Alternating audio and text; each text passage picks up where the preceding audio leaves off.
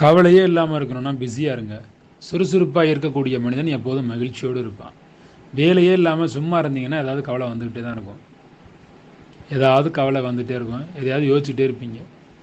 எண்ணங்களுக்கு தகுந்தபடி தான் காரியங்கள் அத்தனையுமே தீர்மானிக்கப்படுது. அதனால் தனியாக உட்காந்துருந்தீங்கன்னா ஏதாவது ஒரு எண்ணம் வந்துக்கிட்டே தான் இருக்கும். தேவையில்லாத எண்ணங்களை நினச்சி வம்பிழுத்துக்கிட்டு இருக்கிறத விட சுறுசுறுப்பாக இருங்க. ஏதாவது ஒரு வேலை செஞ்சுட்டே இருங்க. உங்களை நீங்களே பிஸியாக வச்சுக்கோங்க. உங்களுடைய எண்ணங்கள் பலமுள்ளதாக இருக்கும்போது வாழ்க்கை ரொம்ப சூப்பராக இருக்கும். நம்பிக்கை உள்ள மனிதனுக்கு எப்பயுமே ரோஜாப்பூ தான் கண்ணில் படும். ரோஜாப்பூவுக்கு கீழே இருக்கிற முள் கண்ணில் படாது. ரோஜாப்பூ மட்டும்தான், வாழ்க்கையோட பிரகாசம் மட்டும்தான் தெரியும். நம்பிக்கை உள்ள மனிதனுக்கு எப்போதும் பிரகாசமான வாழ்க்கை தான் தெரியும். அவன் பிரகாசிச்சுக்கிட்டே இருப்பான். அந்த பிரகாசங்களை உணர உணர உணர உணர தான் வாழ்க்கை நல்லாயிருக்கும்.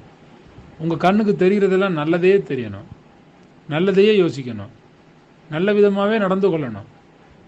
நல்ல விதமாகவே நடந்து கொண்டு பிஸியான லைஃப்பை வச்சுக்கிட்டிங்கன்னா நம்ம வாழ்க்கையில் அடுத்து எப்படி வாழ்கிறதுன்னு அதே யோசிச்சுக்கிட்டு இருந்தோம்னா அப்புறங்க கஷ்டத்தை பற்றி நினைக்க தோணும். நமக்கு கஷ்டத்தை பற்றி நினைக்க வேண்டிய ஒரு நிலைமையே வேண்டாம். உங்களுக்கு பிஸியாக இருந்தால் கோபம் வராது, பிஸியாக இருந்தால் நோய் வராது. பிஸியானா ராத்திரி பகலாக பிஸியாக இருக்கிறது இல்லை, அப்படி கிடையாது. பிஸியாக இருக்கிறனா அந்த பிஸி கிடையாது. உங்களை சும்மா வச்சுக்காமல் நீங்கள் அப்பப்போ ஏதாவது ஒரு வேலையில் இருந்துகிட்டே இருக்கணும். சும்மா உட்காந்துருந்தீங்கன்னா காலில் சிலந்தி கூட வலை பண்ணி கட்டும், அந்த கூடு கட்டிட்டு போயிடும். ஆமாம். கணவன் மனைவியாக இருந்தால் பேசணும், பேச்சுவார்த்தை நல்லா பேசணும். அம்மாவாக இருந்தால் பிள்ளைகள்கிட்ட பேசணும்.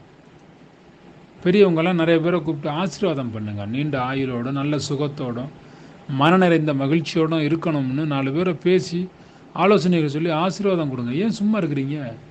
சும்மா இருந்தால் தானே சோகமே வருது. கொள்ளை அழகோடும் வெள்ளை உள்ளத்தோடும் குவிந்து நிற்கும் சிரிப்போடும் நல்லாக வாழுங்க, நல்வாழ்வு வாழுங்கன்னு வீட்டில் உள்ள பேர பிள்ளைகளுக்கு வாழ்த்து கொடுங்க. நல்லா இருங்க. ஒரு பொண்ணு சந்தோஷமாக இருக்கணும்னா காசு பணம் தேவையில்லை. அன்பான கணவன் அவளை ஆயுள் முழுக்க காதலோடு பார்த்துக்கிட்டானாலே போதும். அந்த பொண்ணுக்கு பெரிய சொத்து சுகமே அதுதான். அவ்வளோதான். இதுதான் வாழ்க்கை. இதெல்லாம் புரிஞ்சுக்கிட்டு நல்லா வாழுங்க, சந்தோஷமாக இருங்க, பிஸியாக இருங்க, சந்தோஷமாக இருப்பீங்க. தென்றல் ஃபவுண்டேஷன் யூடியூப் சேனல் நிறைய வீடியோஸ் பாருங்கள், நல்லா இருப்பீங்க.